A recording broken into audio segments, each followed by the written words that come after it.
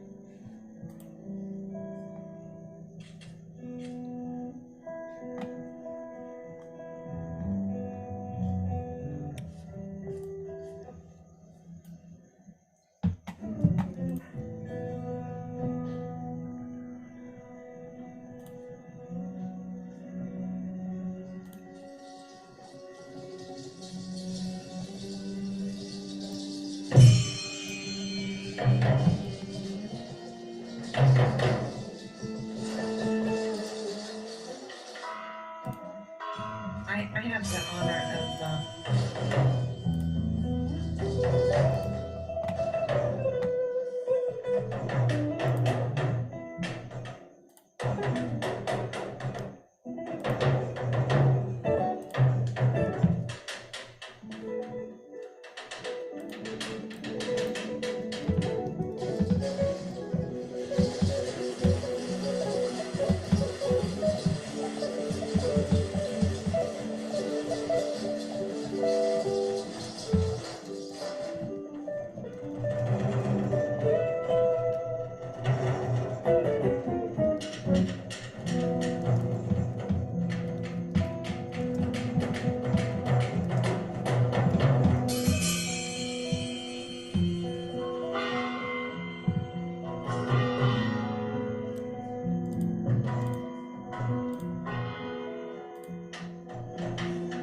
impelled by the hardness of thought, to create the creation for the Creator. Complements these hours of longing with a subtle fragrant notion that cannot be measured by time nor words. What scale do we belong on, but that in which empowers the weak and saves the bark for the artist after they cut down his tree. He isn't saddened by this, for an artist's greatest moment is in the tears that paint his canvas, with emotion defined by color. Suddenly, the red you see creates a pool of blood, running away from the bathtub, suspended by time, and captured by your eyes. Churning your stomach to pulp, he befouls his strokes with ideas of madness. So not to carry them out, so to see another way.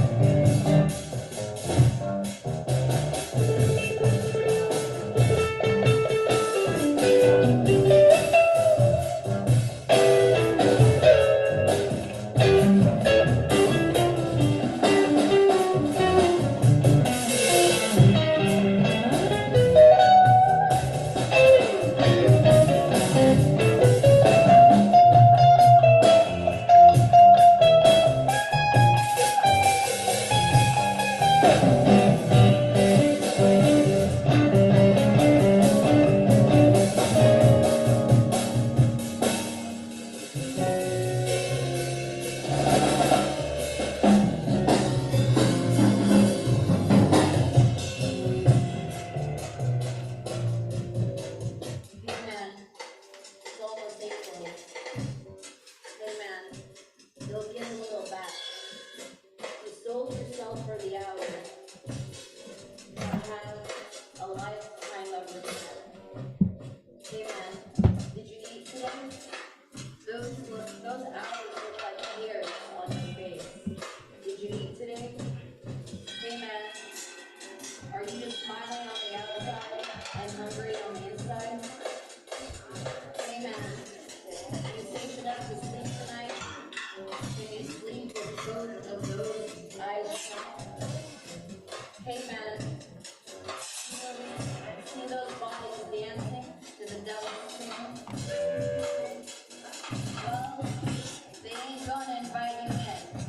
They're half asleep and way too thin. Hey man, your hour started already, and your tears filled your belly. Now get back to work. It's almost April again.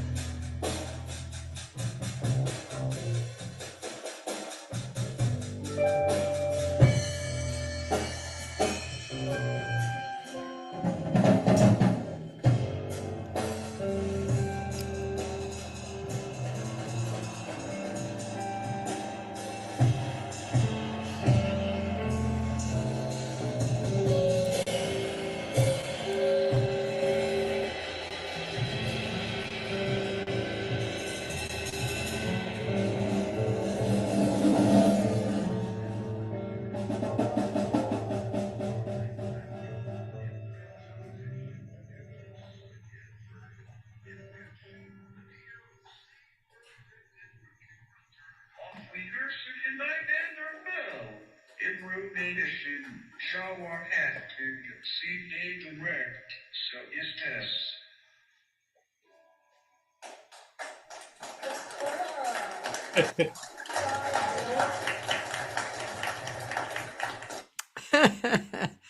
Oh man, that's so cool.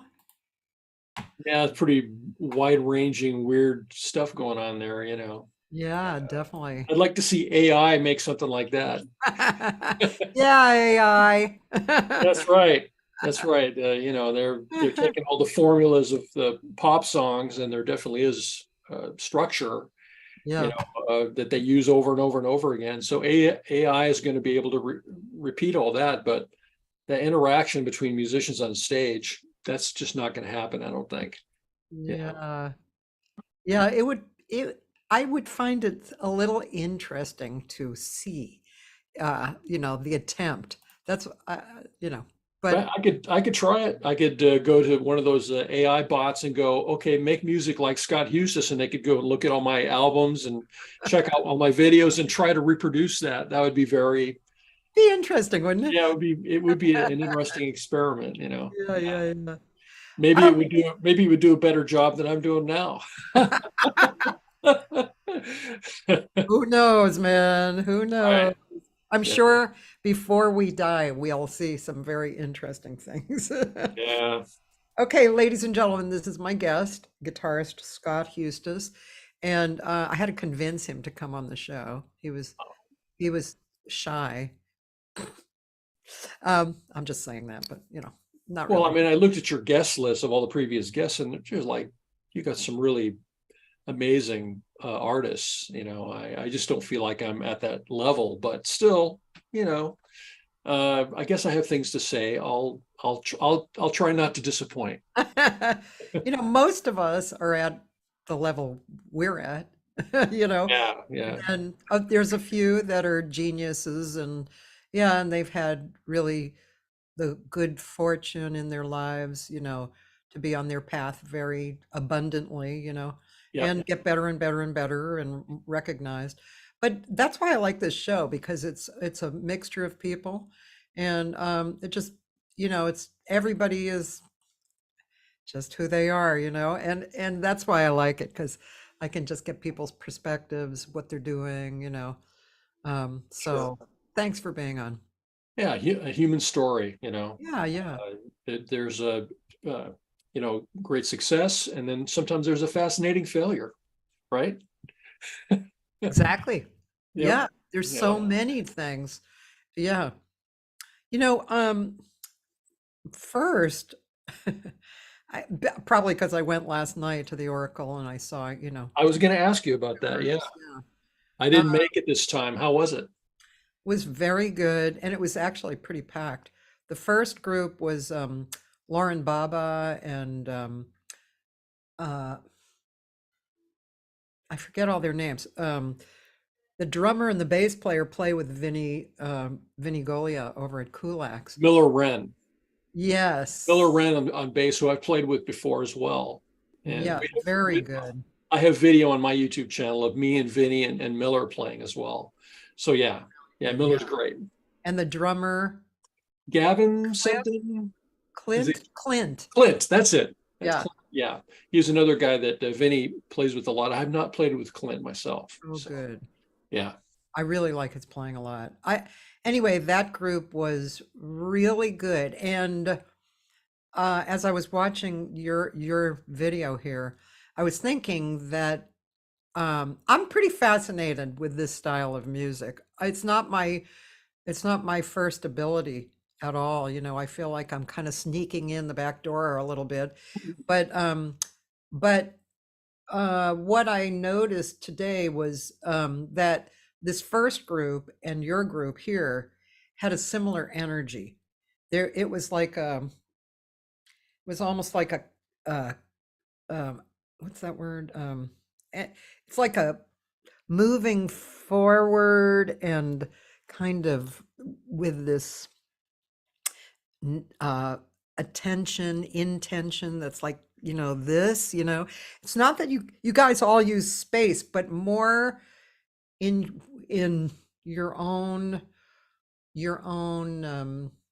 expression, your own personal expression in the moment, because everything else seems to be like really moving forward. That was how the first group was right. last night. Momentum. Yeah, yeah. The second group was Ben Goldberg, and he's very, he's a very, again, thinking of how Vinny plays and how he plays, pretty different, really, even though they're both superbly accomplished, you know. But Ben is very, I don't know. I mean, I only saw him last night. And then the bass player was Green. Wait, was his name Green also? Uh, gosh, I can't remember. Fair anyway, but and Billy Mintz on drums, who's an old friend of mine. Right. That's really why I ended up there Tuesday night, because normally it's unusual Tuesdays there. Right. And I've seen Billy Mintz play several times myself. Yeah. yeah, Yep. yeah, I had to go say hi and give him a hug. But so that group, it was beautiful, and the quality was, very high quality. Then the audience was really enraptured, but it didn't have that momentum, as you put. Sure. It was more in the moment. I mean, living in the moment, just kind of, and space was more apparent. So Yeah. I I'm mean, just, I think that the tune that we just played from my set at the Oracle was the first one, yeah, first song from the set. And usually when I'm playing, I like to have something energetic for the first one, okay, and because it's my name on the tin, so to yeah, speak. I'll usually start some sort of little guitar thing, yeah, and the band will come in after me. I have different little devices that I will use, and you probably saw me putting the cell phone on the guitar pickup at the end and all that, just trying to do some different things. And this sound sample that you heard there also came from archive.org, which we were talking about earlier. yeah, Get all kinds of weird sounds and speeches and video and photographer work and all kinds of stuff for free from archive.org. That sound sample was some sort of a synth voice in Japanese or something that yeah. I got from archive.org, put it on my phone. I hold it up to my guitar pickup and it comes out of my amplifier. And I'll use that for various effects, during shows sometimes. This is just something I just started doing maybe a year ago. Oh, Yeah. I liked it. I was in the audience. For those of you listening, I was actually in the audience on that particular night. Well, That- thank you. Yeah, yeah, thank you. Yeah. yeah. And I saw you sing at Kulak's. So Yeah, right. That's and you were right. great. Yeah, Yeah, you were great. Yeah. thanks. Thanks. So where do we start? What do you want to talk about? We already started. I know, I know. Uh, But like so, yeah, no, just, we're just kind of moving along in a very lazy way. I want to talk more actually about the what I started talking about, because um you mean this approach to music is where you want to go? yeah, this genre of music, uh what do you call this genre? I mean, because people call it different things. Well, I know that Daryl for the music series, he just calls it new music. Music, yeah. Okay. I think, yeah, and I suggested this to him, is I prefer the French uh, music now, which is musique maintenant, maintenance, right? Like maintenance music. Really? That's what it looks like. Yeah. Maintenant musique or musique maintenant, right? How do you spell that? I'm going to write that down. It's MUSIQUE with the accent aigu, and then maintenant, it looks like maintenance, MAINTENAINT, and you don't pronounce the T on the end.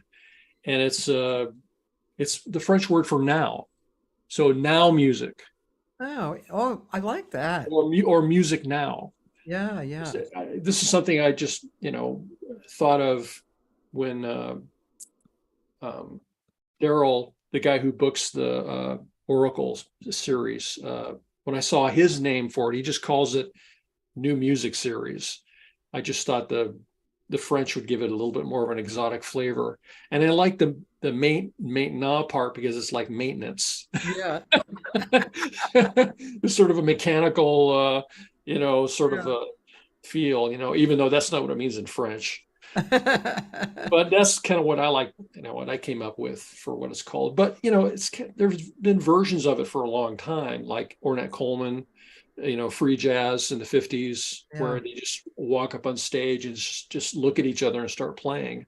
yeah, So it's not like we're reinventing the wheel here. no. You know, Now, how is the term avant-garde different? it's it definitely could fit. Yeah, I mean, if you look at what they're using for that name, like back in the 1920s or 1930s, yeah. it's composed music, like modern classical music was called avant-garde for a while there. Hmm. So yeah, I mean, finding a term that actually fits perfectly.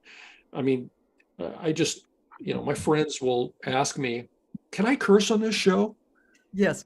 Okay. What the fuck do you call that? Because, I have friends and family who don't really listen to jazz or improvised music. And then they'll look onto my show because, like I've got another show. Oh, I think I'm going to come this time. And then they're into other types of music. And they ask me, what What the the hell fuck is is that? And I always answer, I call that a win. that? If you don't know what it is, and you don't know what genre or what category to plug it into, then I win, because that's what I'm trying to do. That's, if it's unclassifiable, that's good. Yeah, Whether they like it or not, yeah, yeah. that's a Well, different story. that's another thing too. Like last night, I was sitting next to this couple who I have seen there before, and I've seen at Kulak's for Vinny's show, Right. and um, we were obviously in the same head frame. We Right. loved it. We loved Vinny. We loved Brad Dutz's Sun Space shows, Oh, yeah. you know. And I mean, I've definitely experienced bringing people to see this style of music, and they don't like it. Sure. Yeah. They don't I get mean, it, you know. I've lived my entire life with that, because my family, when I was growing up, they're all country and western people. Oh, I mean, I have deep roots in that country and western thing. All my relatives are from like Arkansas and Oklahoma and Louisiana and everything. And I have some famous country and western musicians that I'm related to. Like probably the bassist for Toby Keith's band, who just died in a car accident, a few years back. But he was his bassist and arranger for a long time on all of his most famous albums. oh, Carl Goff Jr. I'm related to him. And my uncle Harvey, who could play every instrument, fiddle or violin, but they call it a yeah, fiddle, yeah. guitars, banjos, everything. Uh, And, he was kind of a Western swing style guitarist, like Chet Atkins or something, mm, you know. And I'm also a distant relative of Ralph Mooney, the lap steel player or pedal steel player from Waylon Jennings' band. oh, So most of the time growing up, I'm listening to like Hank Williams, and yeah. stuff, and around the house when I was a kid. How did I end up here? That's the question, right? But can I just say, it's Hank Williams, right, who has almost like a jazz approach to country, like Yeah, I don't I mean, know. his I mean, phrasing, isn't it? maybe, Yeah, maybe, I mean, Jimmy Rogers, it sounds a little bit more adventurous in that way to yeah, me. yeah, He's another old timey country music artist. yeah, And, I mean, the bluegrass guys, I mean, they're improvising their asses off, right? yeah, So yeah, it's not too terribly distant, yeah, but there definitely is sonically, there's some different things going on there, and the structure, yeah, with most country and western, the rhythm section is very rigid. You can't mess around with that root 5 thing on the bass and that basic backbeat with the drums. If you yeah, fiddle around with that too much, it's not country anymore, yeah, country or yeah, western. right. So yeah, so I mean, I faced a lot of opposition growing up from the family. Yeah, Like I just heard over and over and over again when I was first trying to learn how to play the guitar, like, you suck. put it away. What are you doing? Put it away. You suck, over and over and over again. So, but I kept playing. So, it didn't stop me. Yeah. That's rough. I hear that from my students, Yeah. which is really dramatic, especially for vocal, because since this is one of the chakras, it can really cause a lot of problems, Yep. emotional problems and stuff. And yeah, wow, it's Right. just not so nice, Right. Yeah, Yeah. Yeah. Sometimes there'll be like somebody who's made it and they had all the support from their family in the world. yeah, And then there are people that I was just like fighting it all the way, yeah, yeah. like I remember, well, maybe it's an opposition thing. Maybe I'm just stubborn. Uh-huh. From the very beginning, one of my earliest memories was my uncle Harvey, the Chet Atkins style guitar player. He had left his guitar on the couch. And I think me as like a toddler age, I just walked up to it and started twiddling all the knobs and flipping the switches. And it was just this big white spaceship looking thing to me, It just had knobs and weird objects, little gold switches all over the thing. And later on, I figured out it was a Gretsch White Falcon that he had. It was a very expensive guitar. And here this toddler was monkeying around with it, turning all the knobs and, getting my peanut buttery fingers all over it. And he came in from the other room and snatched it away from me. Right. Yeah, yeah. So, he was all angry. And then later on, my parents, they offered my brother Mark guitar lessons. I'm the one that wanted the guitar lessons. My brother Mark, because he was sick, he has like health issues. Well, Scott's healthy. He can just play sports and run around outside. Mark is kind of stuck inside. So let's pay for Mark's guitar lessons. I'm the one that wanted the guitar lessons, not Mark. So they gave them to him. So every time you snatch something away from me, it just makes me want it even more, right? Human nature. So the more they told me I sucked and the more they took the thing away from me and didn't give me the guitar lessons, and I just, I just went for it, got all stubborn about it. And Well, yeah. Um, I, to me, sorry to keep harping on this, and I'll just probably talk about it the whole time. But to me, this particular style of making music is, and I'm not saying everybody who does it is great, but I'm just saying when it's actually played well, it it's kind of a direct line into God for me. And that's how I think of music anyway. I mean, I've sung since I was born. So right. to me it's basically my religion because I practice it all the time and it brings me closer to God. So Yeah. what else is It, religion? So, it makes us it makes us happy, and yeah, I'm totally in agreement with you. I just love music. I love yeah, playing. I love listening to it, and I listen to all different kinds of music. I listen to classical music. I listen to jazz. I listen to rock. I listen to folk. I listen to everything. But improvising, especially if I'm interacting with fellow musicians, on stage is just the best. Or yeah, it doesn't have to be on stage. We could be doing it in my living room. yeah. I mean, just that right there is that's magic to me. It Like really having a is. musical conversation with my friends. Yeah, It's just the best. yeah, When somebody will just throw something at me with their instrument, like, well, I never thought about that before. And then it makes me do something different. And then what I do makes them do something different. It's just like our conversation right now. We're talking and I might bring something up that'll bring a memory to you or make you think about saying something that you wouldn't normally say. So, and it takes on a life of its own. Our conversation, musical conversation, or, talking like we are right now. Who knows where it's going to go, right? hmm, Yeah. I don't know what's going to come out of your mouth. You don't know what's going to come out of my mouth. yeah, And that could bring something forth from me that I wouldn't normally produce. yeah, Together, we're on this journey, yeah, So it's like a conversation. And in conversation, you don't want to repeat the same sentence over and over again. Or like, the typical bebop structure or head arrangement where You play the head, which is the composed part, and then everybody takes turns soloing over the chord progression, and then you play the head again at the end, and that's okay. Nobody tells stories like that, you know. You don't do that in painting or literature or any other art form where there's this like rigid structure.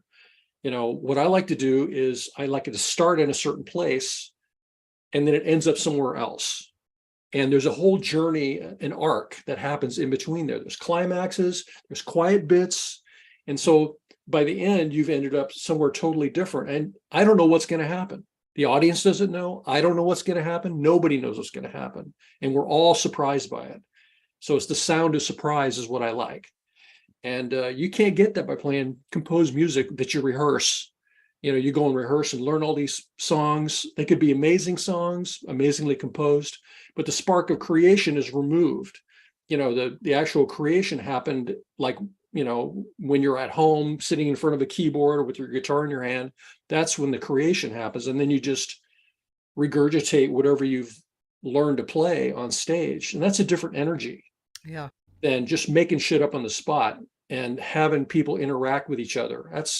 That creation is right in front of your very eyes from an audience perspective. It's happening right in front of you, and it'll never be the same again. So every time you go to a show, if it's one of my shows or Vinny or whoever, you know, Vinny Golia, who we've mentioned a few times, you know, he's also an amazing improviser. Every show you go to, it's going to be different. And I know from most jazz fans, if they go to a show and they hear the sax player or guitar player or whatever play the solo note for note from the album, they're going to be pissed. They're going to want their money back, right? Because you're not improvising. You learn that thing like a parrot at home and then regurgitated it on stage. That's not what we want, right? So, yeah. So if the whole band is doing it and there's no structure that you're laying your solos over, that's basically what we're doing. Yeah. You know, making stuff up on the spot, trying to surprise each other, trying to surprise ourselves, trying to surprise the audience. Yeah. And AI can't do it, at least not as far as I can tell. They're not going to be able to. So Yeah. It's just it's very intriguing to me. I went to see Javan, the great Brazilian artist, and on the one hand, I was glad I went to see a real star because he is a real star. yeah. And the audience, a large portion of the audience was Brazilian, and they knew his material, and they knew exactly how he sang it with all the breathing and inflections, and they all sang it with him. Right. And um, That's positive too, but it's not it's the same positive, thing. but it's a Yeah. totally different thing. Yeah. Right. And Yeah. so actually for me, it was like, yeah, I think I'm over this. I mean, I enjoyed seeing Javon because he's, like I said, a Right. really We could, incredible star. But we and could the put that experience was we could put nice. that album on at home, right? We could put that Exactly. album on at home and hear it exactly the same way, or maybe Yeah. even better sound quality because it's from the studio. Right. So yeah. But improvisation. You said it very eloquently, so I'm not going to repeat it, but it was really good. So, okay, now that I've gotten that kind of out of my system, thank you.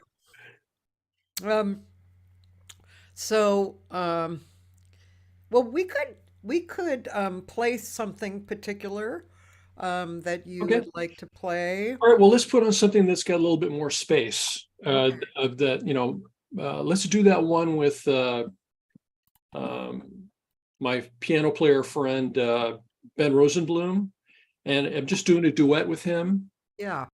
So there it is, right there. It's just him and piano and me and guitar, and there's space, and it's not so it doesn't have as much momentum, you might say, and we're just interacting with each other. And I put this video together too for him. Okay.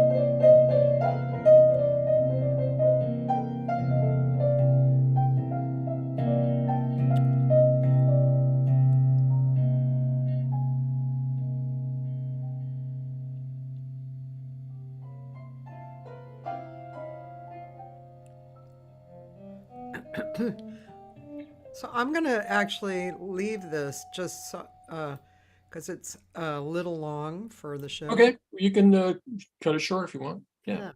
Yeah. Um, yeah, that's a real different kind of a thing, isn't it? It's very, Sure. Yeah. Ben likes his chromatics, you know. I mean, like if you're trying to play a key center with him, it's not going to work.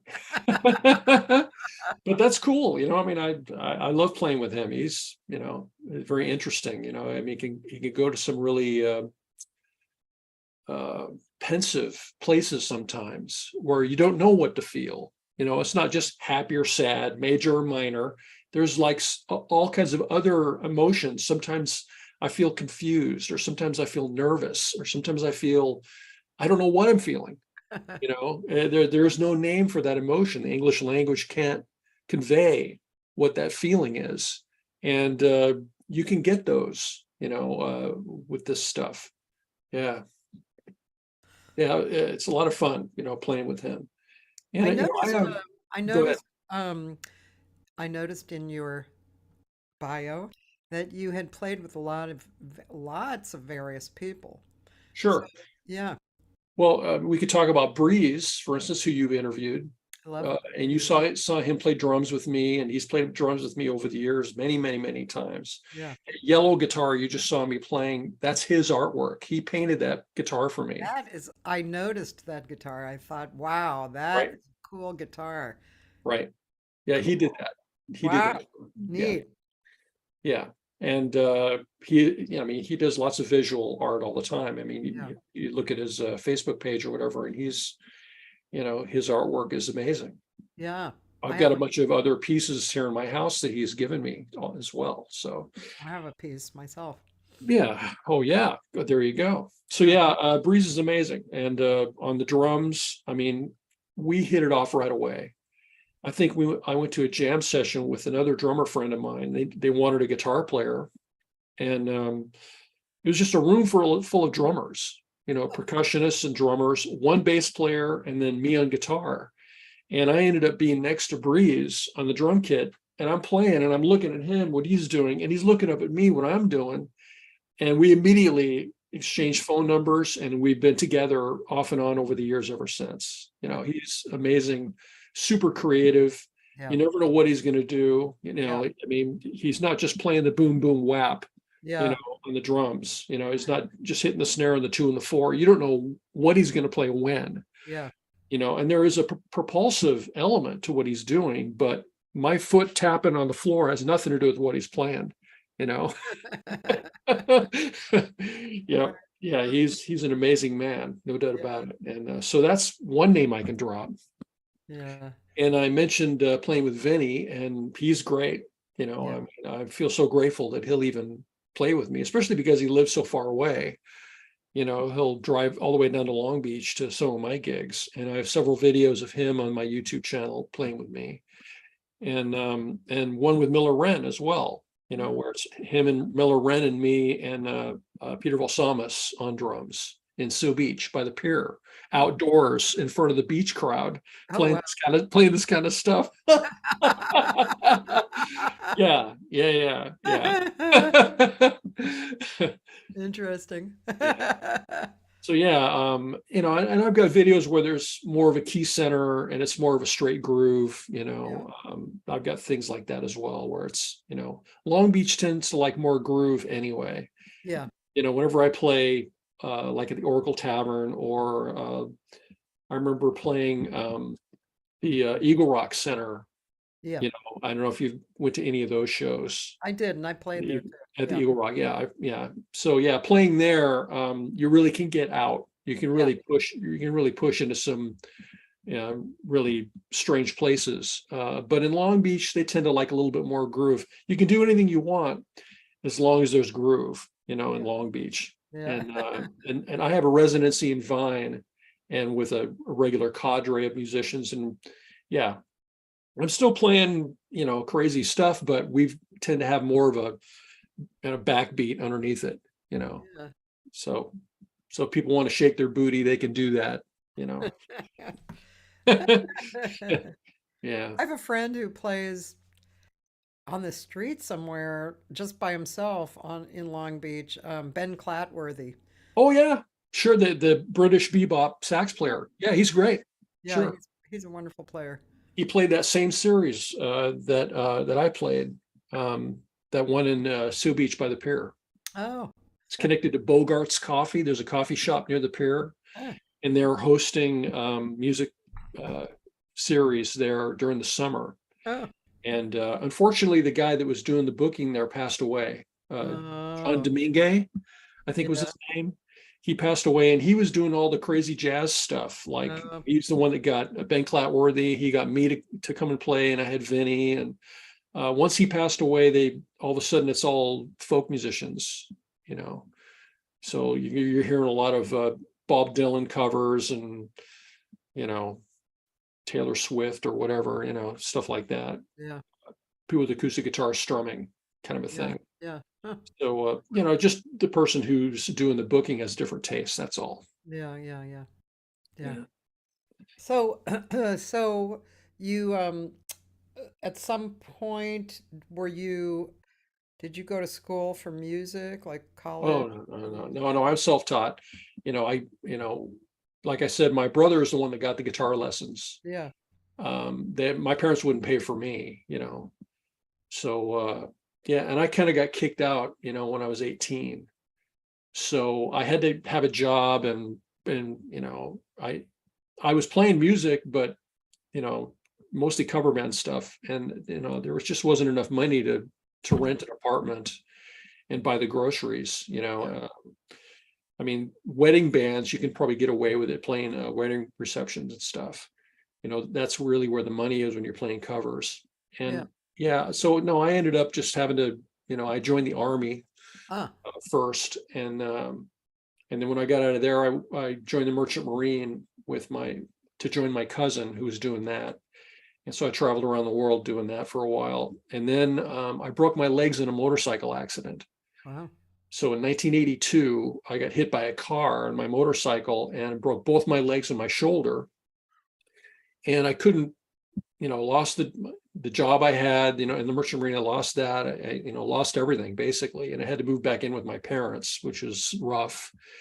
And so this is pre-internet, of course. And so I just had the guitar there, and I just played all day long, pretty much. And that's where I saw the most improvement. And so I got back up on my feet, and at one point I got married and had a kid, so I had to keep working, and got into computers. And so, you know, other things got in the way. I couldn't make music my career. I've never been able to do that.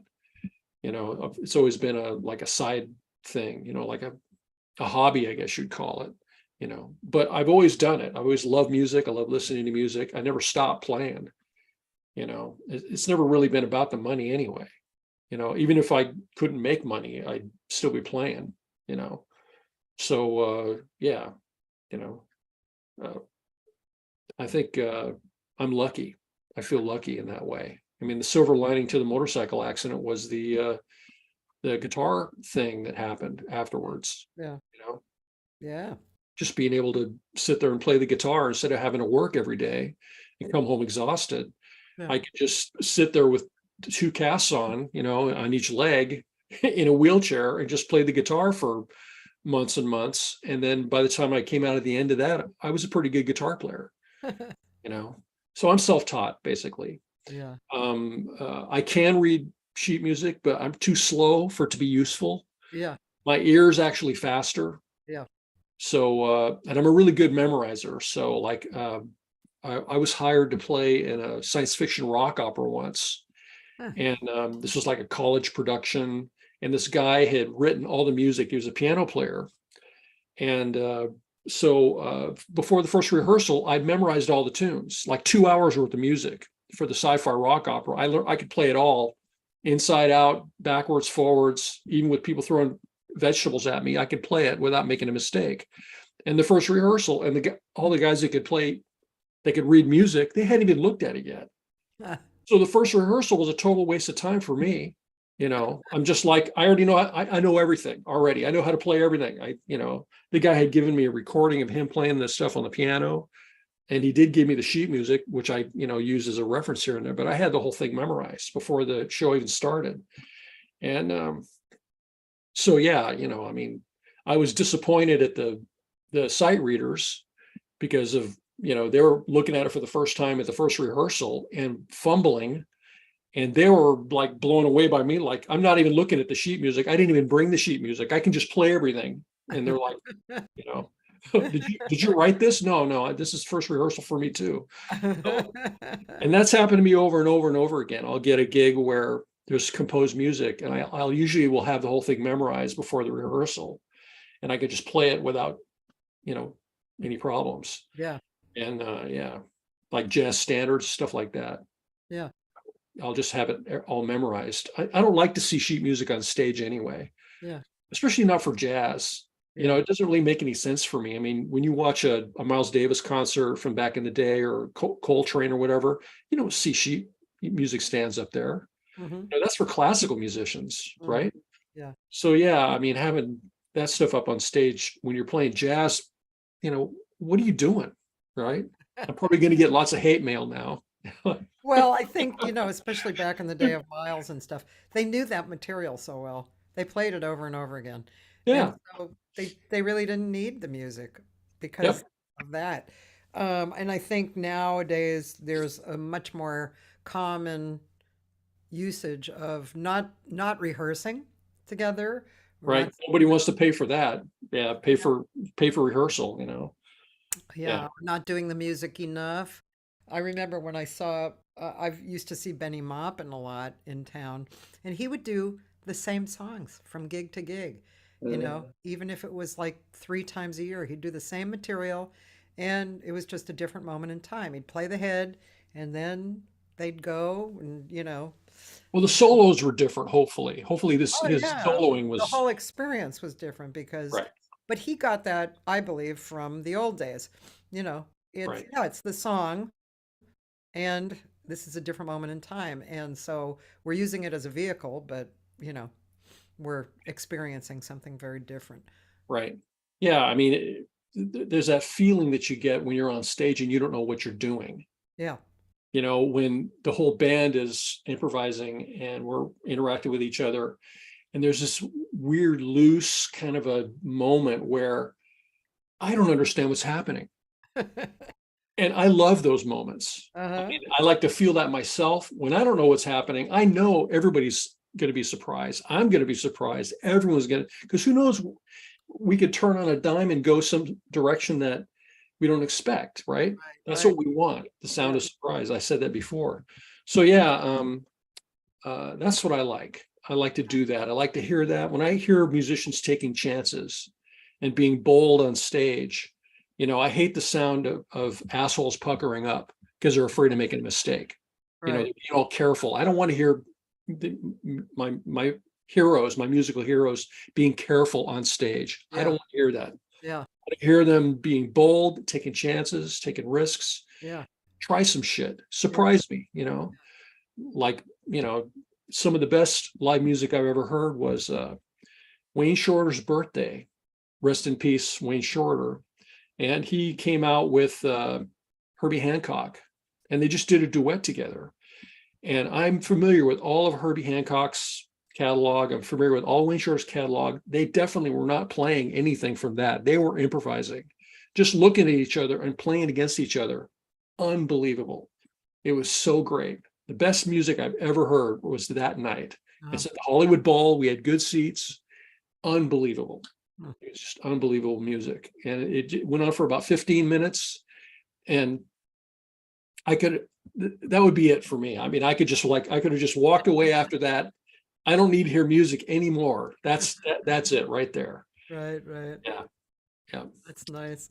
I want to go hear something from your YouTube channel. Okay. All right, let's hear something a little bit more not so chromatic, might we say. How about for my album Qualia of a Silver Rose? Say that again. Qualia of a Silver Rose. What's the first word? Like quality, only qualia. Qualia. Qualia of a Silver Rose. And it's got like a video that I got from archive.org. You're not going to see me playing, but we can listen to it, and it's kind of a mellow one. And so, yeah, let's check that one out. It's from my album, one of my albums. I put video to it. Yeah, that's it.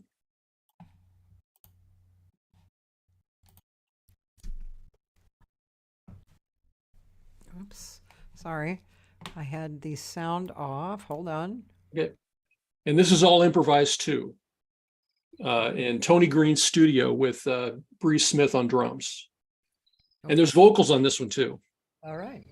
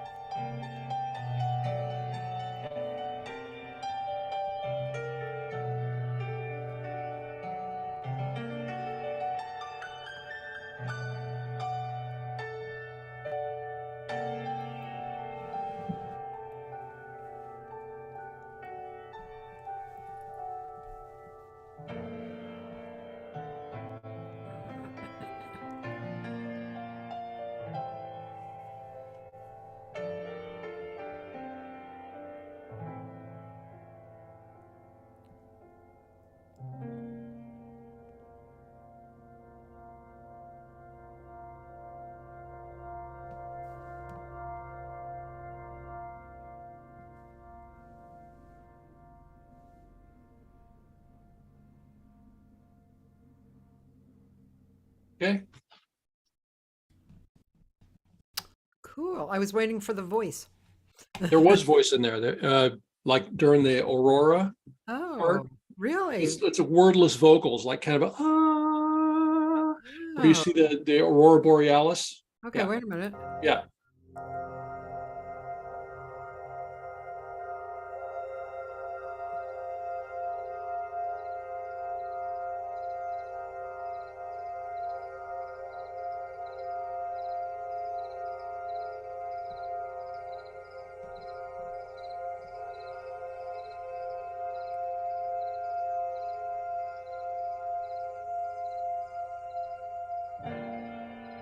Ah, Okay.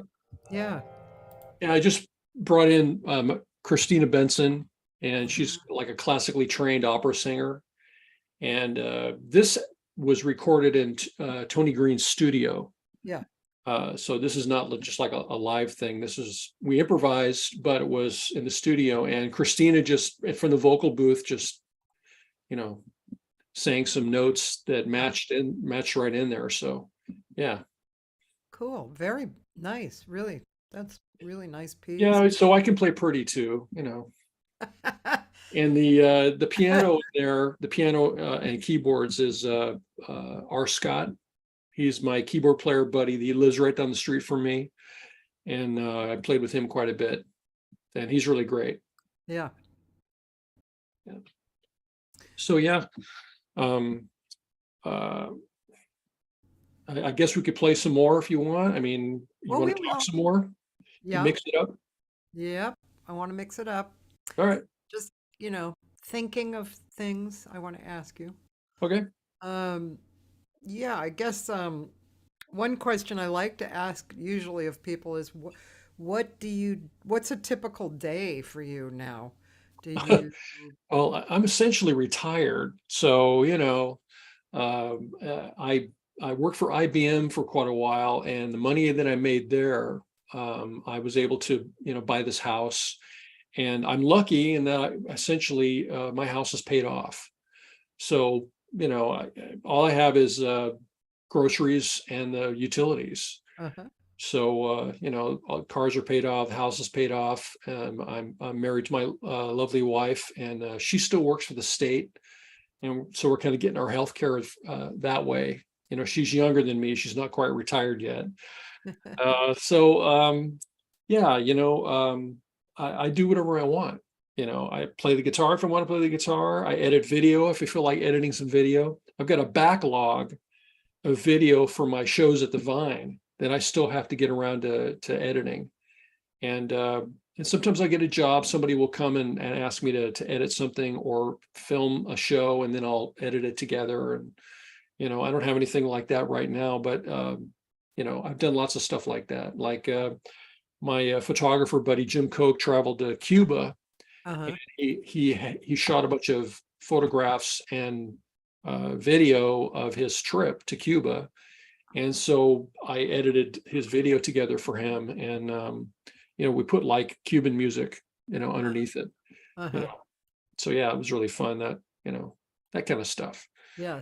So yeah, it's a living, I guess, or not.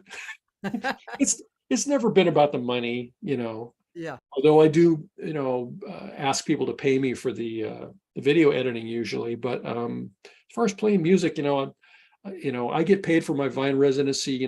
We get a percentage of the bar, Yeah. but nobody can make a living from that. Yeah. Yeah.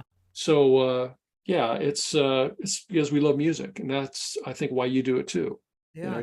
You love music. I love listening to it. I love playing it. I love talking about it. I love hanging around with my musician friends and goofing around. So yeah, it's really the love of music. If I could make a living doing it, I definitely would have done that instead of all the lame computer stuff that I did working for IBM. Yeah. So yeah. Yeah. So let's see. I'm guessing you didn't teach music at all. Teach guitar? I have people that I've, pointed things out to. There's a friend of mine that'll come over every once in a while. He's a young guy, kind of more of a beginner guitar player. Uh-huh. his name's Dylan, and he's really cool. And we just sort of jam together. And I show him what my approach is. And I mean, I can tell you all the names of the notes, and I know all the chords, but that's not really where it's at. To really get to where he needs to be, he needs to just stop looking at his fingers and just listen. You play with your ears. You as a vocalist probably are used to that. You just use your ears. While you're singing, you're not thinking, oh, this is this interval, or this is an A to an F sharp, or we don't have time for that. And that's analytical. That's no fun anyway. Yeah. It's all the theory. Right. It's just like Charlie Parker said, just learn all the theory you can and then forget about it and just play. Yeah. So you just sort of absorb the theory, like, oh, this is this chord, this is that chord, and this is what you play over that chord. No, we don't have time for that. Let's just put your hand on the neck of the guitar and use your ears and play from your heart. Yeah. And see what happens. Yeah. And that's how you're going to find your own sound too. Who are some of your musical heroes? Well, on the guitar, there's so many. Hey, I bet you'd like a guy, if I can pronounce his name, Tizigi Munoz. Do you know him? I have heard his music before. Yeah, only YouTube videos though. I don't own any.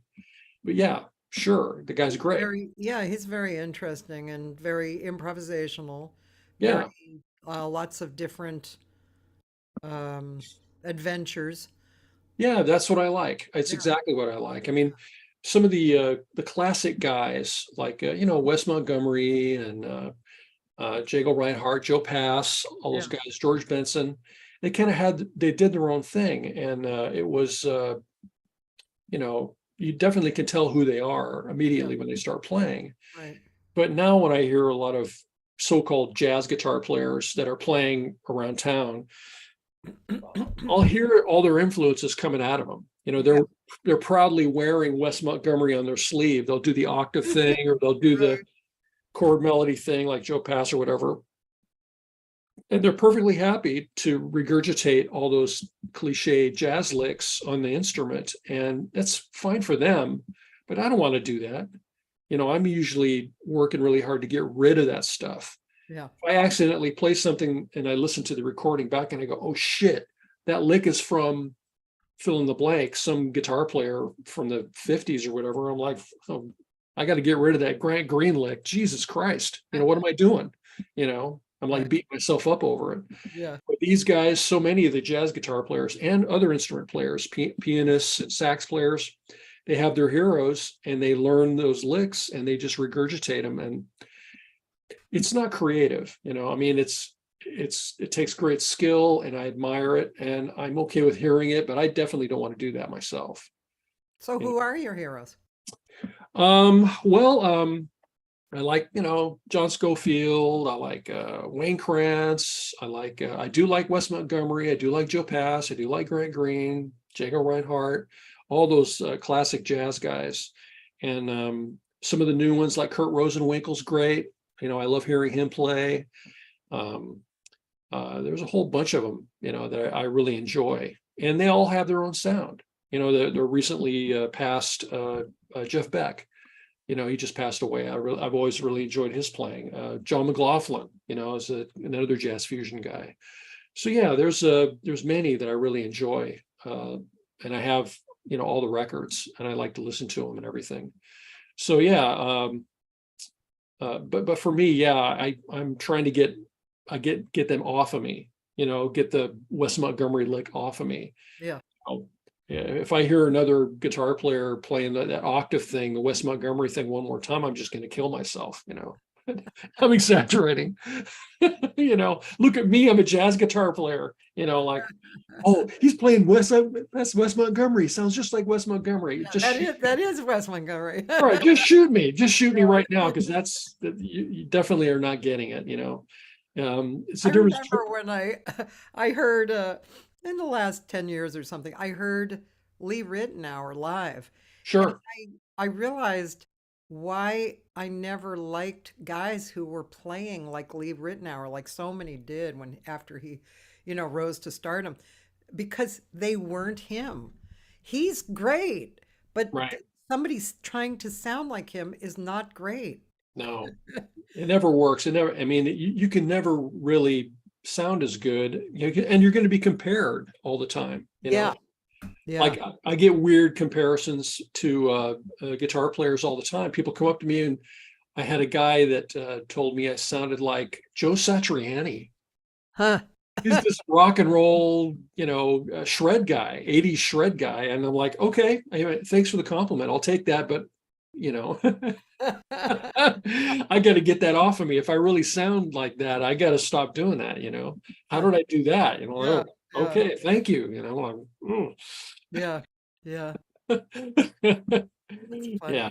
funny. Were you familiar with Joe DiOrio? Oh, yeah, Yeah.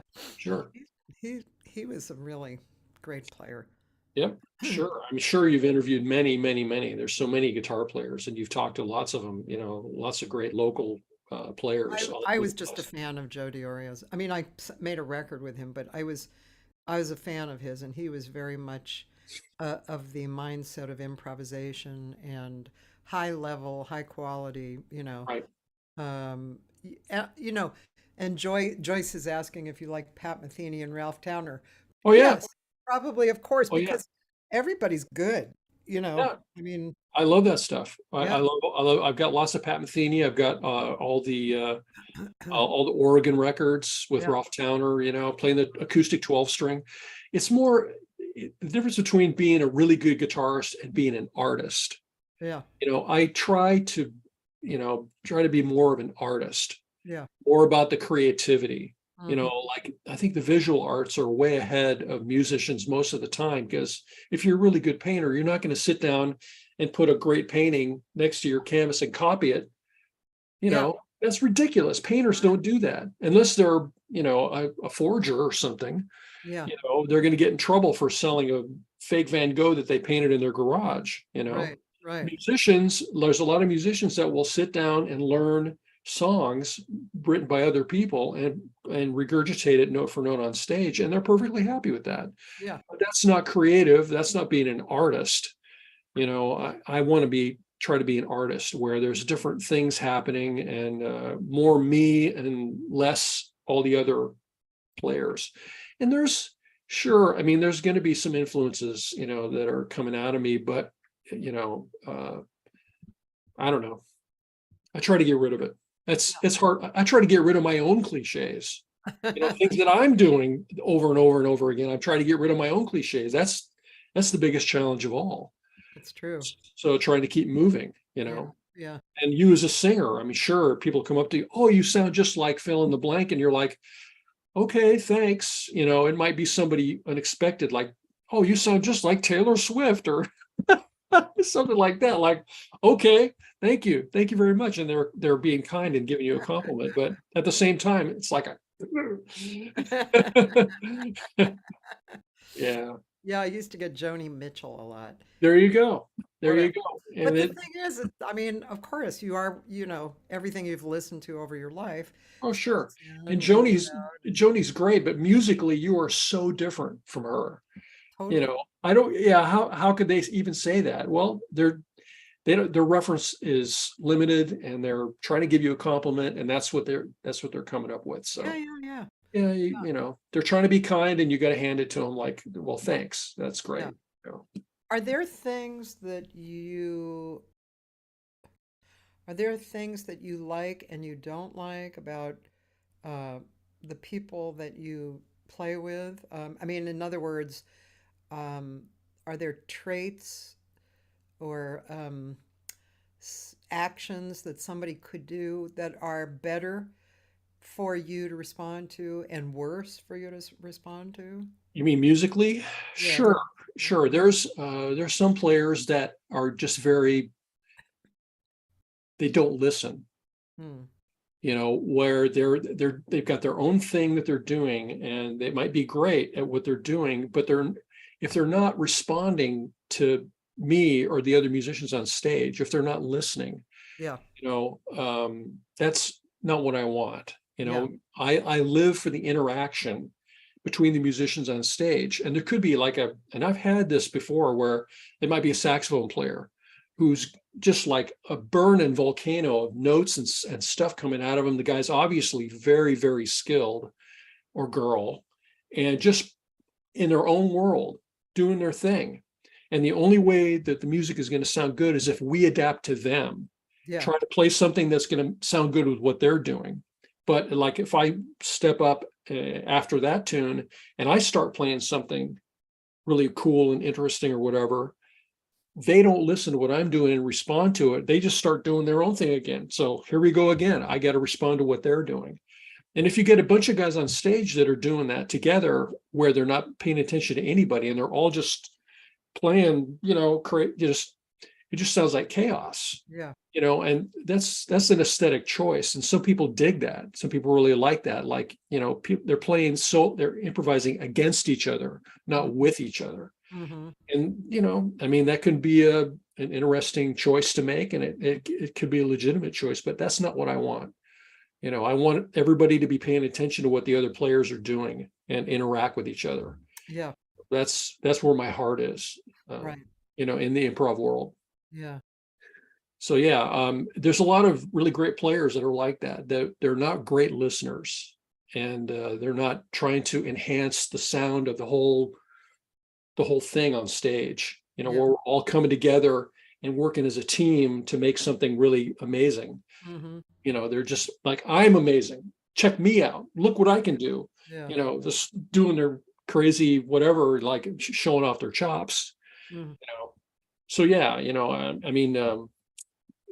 I think some musicians, when they're what they're used to doing is they've got the chord progression and they're playing some standard or whatever, or they're playing over chords from the real book or whatever the case may be.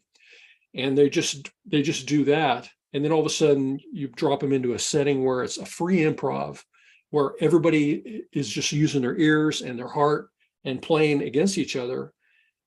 They're like, well, I can just play anything then. But that's not true. You can't just walk up on stage and play anything. I hear that from non-musicians all the time, like, well, you guys can just play anything, right? Any note you want, it doesn't really matter. And that's not true at all. We're working really hard to make a cohesive sound together. Yeah. Sometimes the emotion that we're getting isn't the normal happy, sad, major, minor thing. Sometimes it could be kind of spooky. Sometimes it could be a really weird, like something that you might find in the soundtrack of a horror movie or something. Film composers really know their stuff as far as what scales to use. Like, okay, I want the audience to be frightened, or I want the audience to feel nervous, or I want the audience to feel confused. Yeah. And those are all valid, all those scales. That's all real stuff, but you don't hear it very often on stage when musicians are like, oh, they're playing at a wedding or something, a wedding reception, and all of a sudden some kind of horror movie thing comes out. But I like to do that. I like to use those scales. I know how to do that, so, we'll do the diminished scale thing, or a chromatic thing, or the augmented scale, whole tone scale. We'll play some of that stuff. There's a example on my YouTube, if you wanted to check it out, where we're using some of those interesting other scales, if you'd like to hear it. Yeah. And let's see. Well, I'll come back to this, but Okay. All right. my friend Roland, I'm laughing because he's a Zappa fan, and he always asks if Oh, there you go. played Zappa or what they think of him. So he's actually interested in your opinion of Zappa's music. I love Zappa. I have his entire catalog on vinyl, and a lot of it on CD as well. And I've played with people that are connected to his world. He had his own universe of players, and he's a local guy, Southern California. So I've played several times with Bill Harrington, who was part of the Zappa group during the 80s, when Adrian Belew was in the band, and there were the New York album and that stuff. So yeah.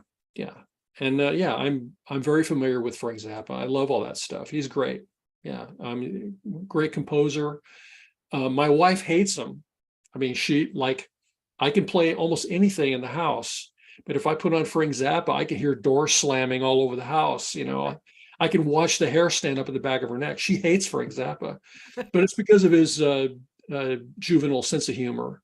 Yeah. He's got songs about penises, the penis dimension. He's got songs about, groupies, having sex with them, and, all kinds of stuff that, these days you wouldn't really be able to get away with. Right. His junior high sense of humor, she can't take that.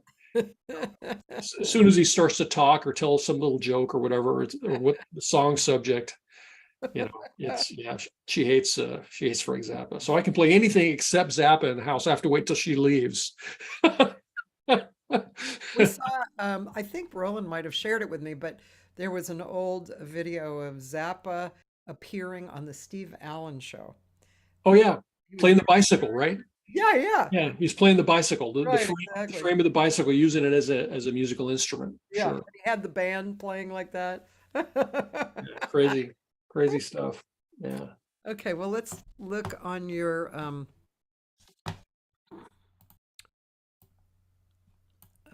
let's see. So where is it again?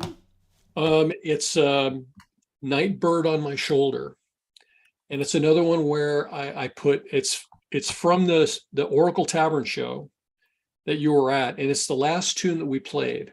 Oh, so should I go to that show or should I go? Just go to my website. Just click on Scott Heustis right over here by the subscribe button. Right. The name you can click the subscribe button too. I mean, okay, yeah, click on my name. I can. I never understood what subscribe. There it is right there. Anything. The owl. See the owl right there? Yeah. That's it. Oh, good. So it's more video from archive.org, and it's from the Oracle. For some reason, the camera turned off, so I didn't get the video from this particular tune. But I'm using different scales here than,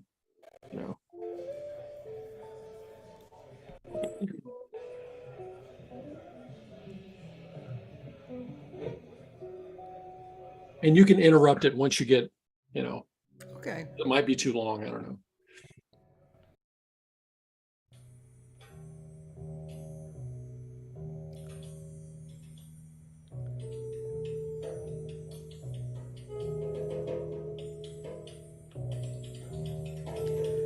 Scott, do these names come after the song or before the song? Okay. After the song. Yeah, I listen to the tune, and then whatever pops into my head.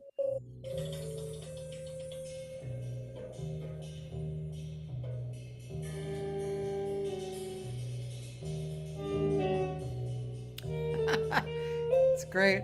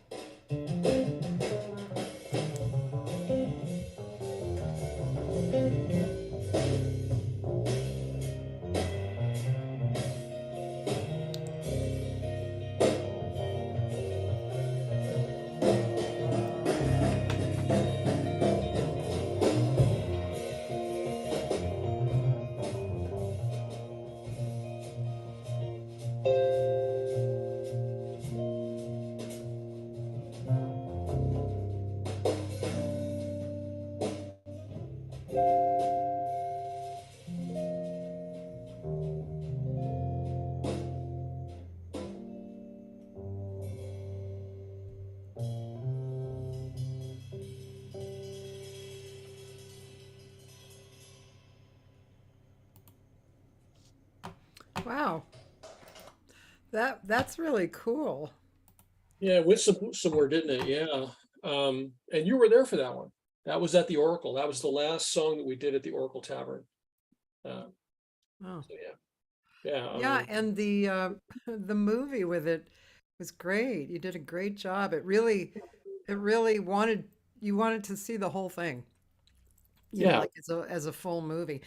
The owls, man, they were really weird looking, man.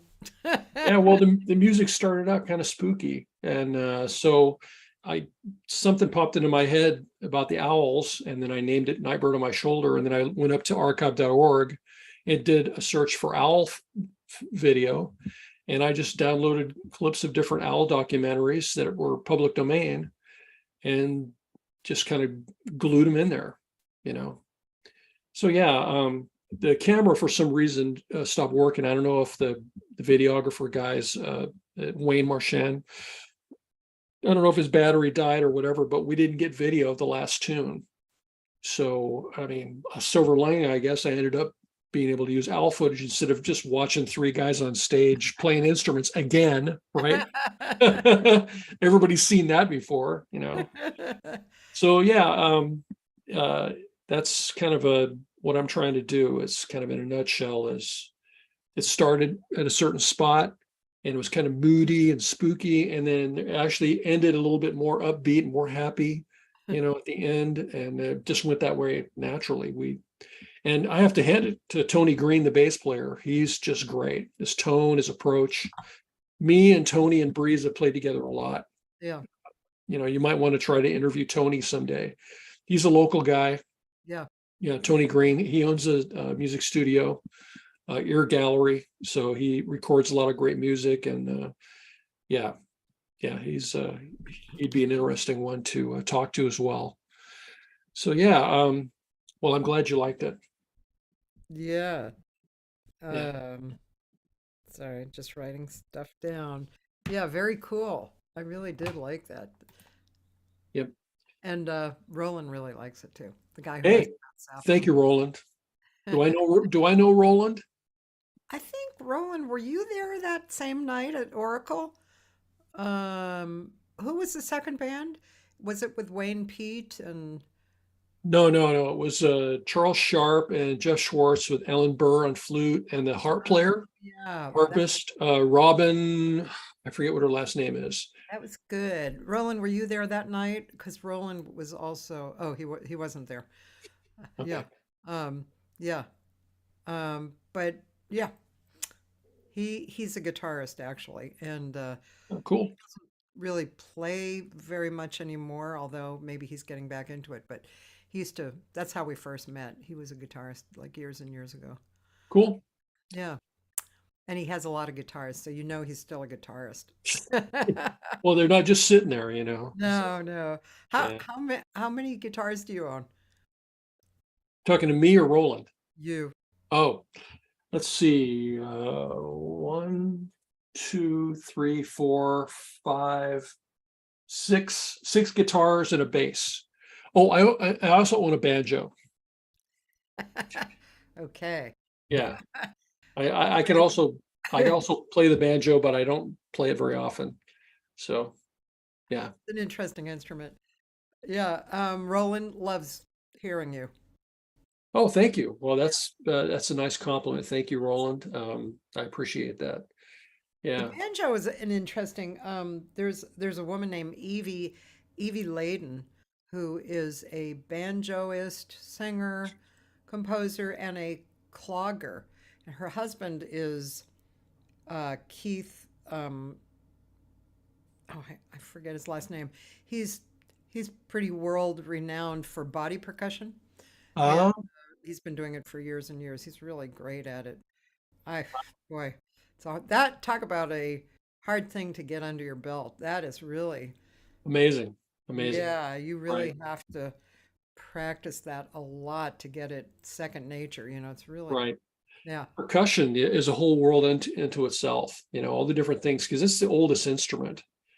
And, you know, there's some just really, really inspiring percussionists that if I end up playing with him, it just blows me away how many different textures that can come out. And I just ran into a friend of mine that I lost touch with recently. He's a tabla player, a very highly skilled tabla player. He trained with, great tabla players in India and everything.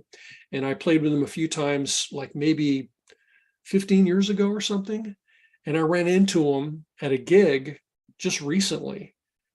And like, we're pointing at each other and he's pointing at me and we're like, "Are you?" "Yeah." And then, so I hooked up with him again. And I think I'm going to do something with him again too. Tablas are amazing, right? So yeah, Yeah. yeah, it's a whole other world right there, that stuff. So yeah, And body percussion.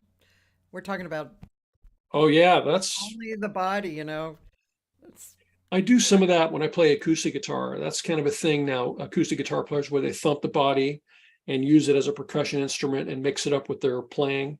uh-huh, Cathy King is one that does that a lot. uh-huh. She's really good. She's like playing and hitting the body. It's just like a whole performance thing. Yeah. She plays solo. I mean, it wouldn't really make any sense. Like if I got Breeze behind me, why do I need to make any percussion sounds? He's just got everything right there. I don't need to bother with hitting the body of the guitar. He's got all that covered. So, Yeah, he you know, does. He if I definitely does. was if I was playing acoustic guitar and playing solo, it might, explore some of that. Maybe Yeah. loop some kind of a beat on the hitting the body of the guitar, Yeah. and like play it like a tabla or whatever, and loop that and then play over it or something. But I don't play solo acoustic very often, very rare. Yeah. I haven't touched my acoustic guitar, I can't remember when. Yeah. I usually have a drummer and a bass player at least, Yeah. sometimes a keyboard player, sometimes a sax player. So Yeah. yeah. I was on the way home last night. I was, singing and experimenting with probably what I'd put on a loop. But I think you could get good at, even with the voice, continuing like a kind of a motor, and Yeah. but then inputting other things while the motor is still going on. I think you could get good at that if you really practiced. Oh yeah, sure. The looper is a whole instrument unto itself. And there's so many things you can do with the voice. Yeah.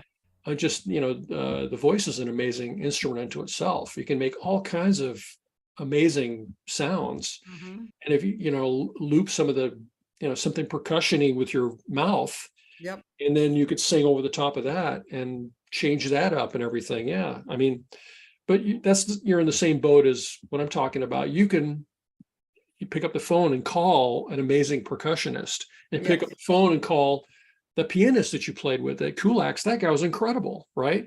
Yep. I forget what his name is, but man, that guy was great. Yeah. I You can think pick he's up great musicians to play with you. So what do you need a looper for? You're right. not playing solo very often, right? You It's a could, it's a particular you know, fun thing to do, but yeah, except I don't do it enough. But to get into it, to make it good, because you, like anything, you have to practice it to make it really good. yep, I also have a vocal group that I sing with a cappella, so 7 singers, and that's kind of like looping right there. there you go. Yeah. Yeah, that's a fun thing. Um, let's see. Well, we're actually getting to the last bit of our time together. And I'm just thinking of uh, is there anything that you want to share that I haven't talked about actually? Well, talking about the future, I've got gigs coming up. I'm playing at the Vine. I have a residency there. I play once a month. And that's in Long Beach? Long Beach, the Vine Long Beach. You just Google that or whatever, and you'll find it. And I usually put like invites and stuff on the Facebook and on Instagram and all that stuff. Mhm. And I'm also playing there coming up, and I'm backing up some poets. Ah, There's a poetry thing, and I've been asked to put a band together, and I'm playing with Breeze on drums, oh. me on guitar, of course, and it'll be great. You know, And it says Live Music Weekly. I mean, every night. Sorry. At the Vine, yeah. But it's eclectic. It's not just jazz. It's not just improvised. Sometimes it's punk rock. Sometimes it's, you know, yeah, Cool. yeah, Wow. yeah. Well, So that's yeah, good. so it's going to be me, Breeze on drums, Gary Thomas on bass, and he's a really great electric bass player that I play with quite a bit. And yeah, it's oh, and we've got a keyboard player, Nicolas Scott. He's a young guy that he's like a really great keyboard player as well. And that's coming up, I think June 4th at the Vine. Okay. And So then my residency is the next one is June 11. wait, And what is it a day of the week? They don't oh, have. it's Sunday. It's always the second Sunday, Scott's second Sunday. Okay. So So, yeah. Second Sunday. And second Sunday of every month. yeah. Uh, So calendar. Here we go. Takes that might be old. I'm not sure yeah. Takes because a it's not even called 4th Street Vine anymore. Now it's just called Vine. uh, If you Google Vine Long Beach, it might come up. I don't know. yeah, I don't know maybe about their on website. Instagram calendar. Yeah. Okay. Yeah, So, yeah. I mean, the website looks a little old. I'm not sure if it's the yeah. latest and greatest stuff. Yeah. I think the Facebook site is a little bit more updated. Yeah. But anyway, yeah. So playing there, and I've played everywhere. I play all over LA and Long Beach. I've Uh-huh. played, like I said, the Eagle Rock Center, and so in the same places you've played probably. Yeah. Um, the other thing, future wise, that I've got going on is I'm going to turn my garage into a video studio. Oh. Like you hear, a lot of people will, they'll create a home studio where they record audio. Well, I'm going to I have a pretty good video camera, and I'm going to clear the garage out because it's full of crap, other people's crap, of course, and my crap too. And I'll paint one wall to green screen green, and a band can come in and play, and I'll shoot video of them, and with the green screen behind them, they could be floating in outer space and make videos or whatever. And my band too, I could do the same thing. I've video editing skills, so I could put whatever, behind us, record the audio from a show, and then, do whatever. Yeah. That's great. I So love yeah, I'm working on that. I still got to clear the garage out. That's a future project. that. So Okay. yeah, yeah. And And what about you? You got shows coming up, or what's going on? I do, but they're a little scattered down the line. I'm gonna go back east for a little bit to see Cool. some friends. Actually, I'm gonna go visit Jay Clayton. You must be familiar with her, right? No, not really. Jay Well, she Clayton. was one of the first singers to get into free jazz. Uh, Oh, she's like 82 or something. She had a loft in New York, one of the first lofts. She and Sheila Jordan were huh, like the beginning people of that. And yeah, she's played with a lot of people that you know and admire. Uh, great. yeah, so she's been sick, so I'm gonna go visit her. Yeah, And definitely. Yeah, yeah, I'm gonna check her out. Let me write that down. yeah, Jay Clayton. She has Okay. a very interesting history, and I'm sure you'd really dig her. I will definitely check that out. And obviously, there's so many greats like Cassandra Wilson. I've heard her do some really edgy, interesting stuff, improvising. Yeah, Yeah, for vocals. You don't hear a lot of that. In the free jazz world, you don't hear a lot of vocals. Maybe you should change that. like I said, I'm kind of sneaking in the back door. So Right. actually, You, Ellen you should Burr, come. You should come and play with me. I Yeah. should. I would love to. Just come on over. Anytime you show up, if you want to. Okay. The Vine has a PA, they have microphones. Just walk on up. I have vocalists that come up and do stuff. Anybody is welcome. I'm, anything anybody wants to do. I'm not precious about it. Yeah. Just come up and try something, I'll and come we over. will surround you like a warm blanket. Well, whatever you want to do, we'll try to make it I'll happen. definitely come over. Yeah. So like Mother's Day, I had my band that played at the Oracle without me, the Yeah, moment. And I was so at that show too. Yeah, I missed you. I was so I happy to missed me check too. you out, and then I yeah. know. Oh, And how's your knee, by the way? How's your knee? my knee's good. I was just kind of messing around, like putting it up here. But yeah, we played at the Mint on Sunday, the opening act, I and played the Mint, sure. yeah, and Yeah. Ellen Burr came and she sat in on a song. We played free, and it was really fun. And with that band, I can do quirky, I can do free, and that was originally Brad Dutz was in that band, Sure. but He definitely can get out there. definitely Brad he is, used yeah, Chris Wabich, who's like fabulous. Have you ever right. played with Chris Wabich? No, no. You I've should. seen him around, yeah. Yeah. He's very amazing. He really is an amazing drummer. Some Kind people, they just have that thing, I Yeah, mean, if they're on stage with you, it just uplifts the situation, just yeah, lifts everything up. yeah, yeah. Yeah. I have several people asking if you're gonna do kulaks.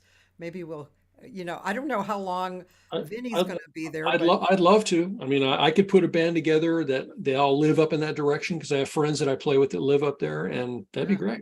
yeah, I love kulaks. I'd like to see more people come to kulaks. me too, There's especially. got to be something that we can do to get that, get the word out more. I mean, it just seems like it's making a really slow start. When I've been there and seen videos and stuff, I mean, some amazing musicians are playing there, and it just doesn't seem like it's getting enough attendance. I agree. I'm not sure what's happening there with that, you know. So yeah, I'd like to, really make that become a thing because it's a great venue. I mean, It is a just great venue.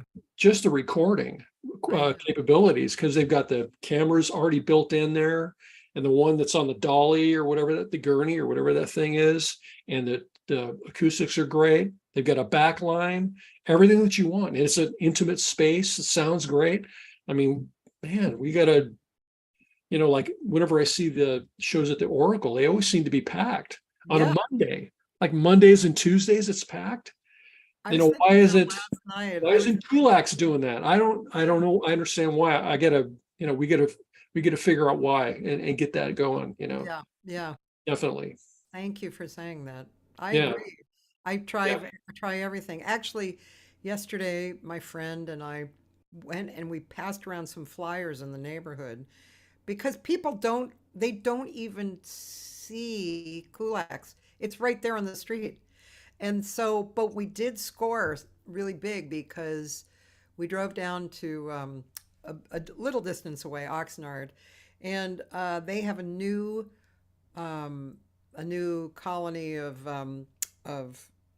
condos. And I happened to go in to talk to the woman behind the leasing desk. She happened to be a jazz singer.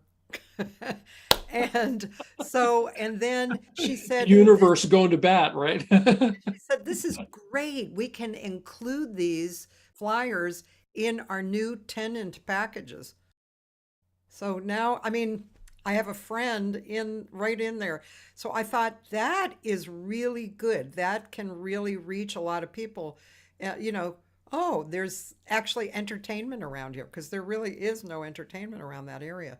Right. Such a great area too. It's so easy to get to and Yeah, right off the freeway there. Yeah. yeah, yeah. Yeah. Okay, well, Scott Heustis, thank you so much for being my guest. It was And really fun. I'm thanks for having me. glad you accepted. I was so concerned I would run out of things to say, but apparently I can talk. Apparently, I have to introduce you to a friend of mine sometime because I just want to see the two of you talk together because your voice and the way you speak, even your accent, is so similar. You could be twins. And Wow. his name is Ralph Skelton.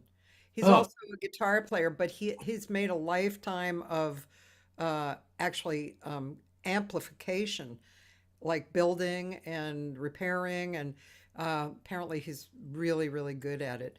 And seriously, I don't know, you might even be around the same age. It's really, I want to see the two of you together. yeah.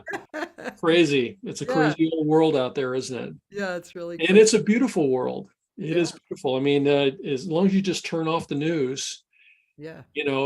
maybe we can end on this thought that the world is amazing. Yes. Everybody around me, my neighbors, my friends, the people that I know, you're amazing. Everybody's amazing. You just turn off the damn news with all these politicians and whatever, all the horrible things that they're involved with. Yeah. And everyone I interact with on a personal level in real life is incredible, Yeah. caring, beautiful people that are just amazing. So let's enjoy what we've got here and have a good time, because Thank you. life is pretty amazing. So, Thank all you. right, That's great. Thank you all so right, much for saying all thanks. that. All Yeah. right, well, And all right, thanks well, everybody. And one thing, if you're in Los Angeles, speaking of kulaks, okay, tomorrow night is a really great jazz singer, beautiful person named Christine Gooter, who's actually lives in Long Beach. She teaches at Cal State Long Beach. I got to write And that down too. yeah, and Josh Nelson, who's one of the premier piano players here in LA. And you can stream it, Scott, as well, on Okay, Facebook. right. So if you guys are not in LA, you can stream it on Kulak's Woodshed Facebook. But of course, live is always better. And then Friday, I'm having a birthday party at the conference room in Playa Vista because I'm turning 70 on Sunday. And, Woohoo! and my girlfriend turned 80. Oh wow! My other friend turned 70. So we're Oh having my a birthday gosh! party. Wow! If you guys are in town, come on down to the conference room in Playa Vista. All right, I'm getting myself all excited. man, getting all worked up. Thank you so much, Scott. Thank you, Have a and great day. yes, you too. You go cough somewhere and get something to drink. I will. Yeah, I'll talk to you later.